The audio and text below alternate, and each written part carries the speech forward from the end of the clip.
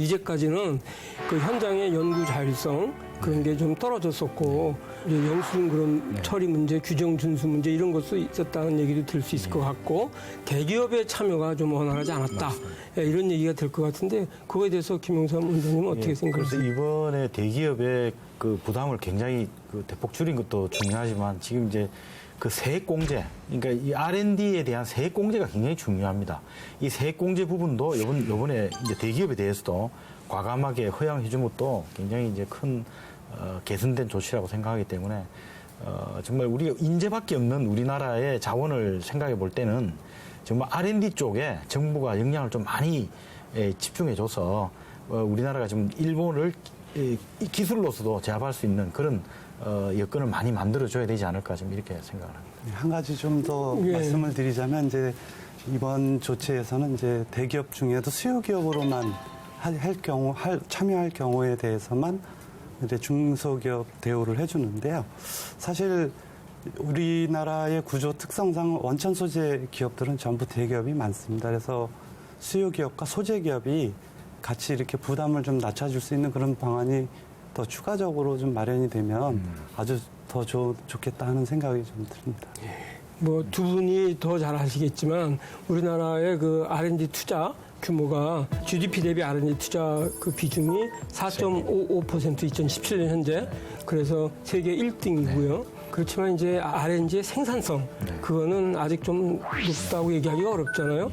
기술 무역 수지도 뭐 한 4, 50억 불 계속 지속되고 있고 R&D 생산성 이걸 좀 높이는 게 필요한 시점이 아닌가 이렇게 생각을 저는 이제 많이 하고 있는데 그거 중에 하나가 현금 지원 비중이 높아서 연구 성과보다는 절차적 합법성 이거를 따지는 쪽에 치우치다 보니까 독일의 프라운호퍼라든지 영국의 연구기관들 이런 거에 비해서 돈은 많이 투입하는데 생산성은 좀 낮은 그런 원인이 되지 않은가 하고 저는 개인적으로 그렇게 생각을 쭉 해왔어요. 그런 나라들은 이제 현금 지원보다는 세액 공제율이 되게 높더라고요. 프랑스 같은 경우에는 전체 연구개발 투자비의 30%, 스페인 같은 경우는 40%, 근데 우리나라는 지금 0에서 2% 정도로 낮았었는데 아마 이번 대책에서는 그걸 쭉 높이고 그다음에 연구개발 자율성도 상당히 높여주고 아주 긍정적인 조치를 이제 이게 이렇게 하게 된 것 같은데 일본 때문에 그렇게 일본 때문에 좋아진 것 같은데 아주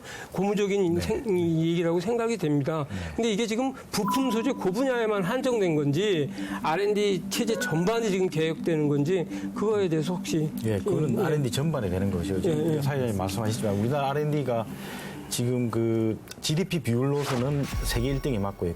전체 규모는 세계 6등입니다. 세계 6등이지만 아직도 일본의 3분의 1, 미국의 10분의 1밖에 안 됩니다. 그런데 이제 주로 국회에서 얘기 많이 돼, 언론에서 많이 이야기되는 게 현금을 그렇게 20조 이상을 지금 20조가 됐죠. 2018년부터 20조가 됐는데 현금 이렇게 부어도 사업화 성공률 90% 이상인데 실제로 제품에 연결되는 게 뭐가 있냐 그렇게 계속 비난을 합니다. 그런데 물론 그런 부분도 있지만 이건 정부 말씀하신 대로 정부 과제 관리만 집착하다 보니까 생기는 문제일 수도 있습니다. 저희들이 제목 하나만 같아도 중복 과제라고 허용을 안 합니다. 그런데 미국의 다르파 같은 경우는 동일한 주제를 놓고 경쟁을 시키지 않습니까? 그래서 이번에 개선된 과제도 중복 과제도 허용한다. 지금 그래서 다양한 R&D 기제를 지금 방법을 도입하는 걸로 이번에 바뀌었습니다. 그래서 우리도 선진국의 그런 R&D 방식대로 지금 도입하도록 되어 있고요. 저는 이렇게 돈이 20조가 세계 6위 규모로 하더라도 실제로 일본이나 중국에 비하면 우리나라가 인재밖에 없는데 아직도 부족하다고 봅니다. 우리나라 인재들이 R&D 과정에서 배우고 채택하는 능력이 대단히 많이 개선이 될 것 같습니다. 그래서 R&D를 절대 규모 면에서 더 투입해야 되는데 제가 내년도 예산 편성을 보니까 내년도 520조입니다. 그런데 R&D 예산이 22조랍니다. 그런데 GDP 점유 비율은 4.4%에서 4.3% 떨어집니다. 오히려. 아직 국회에서 가결이 안 됐기 때문에 지금 이제 국회에서 다시 이제 이런 부분이 논의가 되겠습니다만 2015년도에 저희가 GDP 대비 5%가 최고였고요.